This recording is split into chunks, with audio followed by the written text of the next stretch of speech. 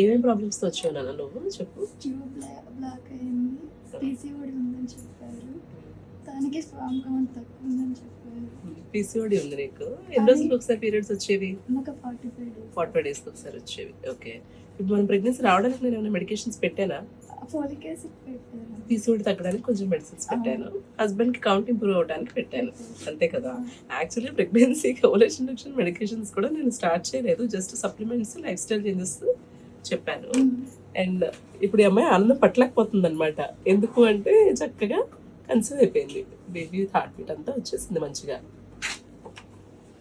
అసలు తను ఈ మాట కోసమే వెయిట్ ఇదొకటి. వీళ్ళ హస్బెండ్ తనకి ప్రెగ్నెన్సీ టెస్ట్ పాజిటివ్ వచ్చిందన్న కూడా నమ్మట్లేదుట.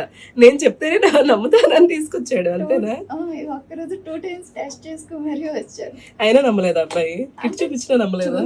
తను చేత ఒకటి చేయించా, నేను ఒకటి చేశాను. హ్యాపీ అనమాట. అయితే నేను నా దగ్గరకు వచ్చేస్తే అందరూ ప్రెగ్నెంట్ అయిపోతారు అని చెప్పట్లేదు. Correct mind set, correct life style changes, వీటితో చాలా మటుకు కన్సీవ్ అవుతారు. అండ్ ట్యూబ్స్ ఒకవైపు బ్లాక్ ఉన్నా కూడా కన్సీవ్ అవ్వము అని చాలా మంది అనుకుంటారు కదరా. నీకు కూడా భయం ఉండింది కదా చేసుకున్నప్పుడు హెచ్ఎస్జి.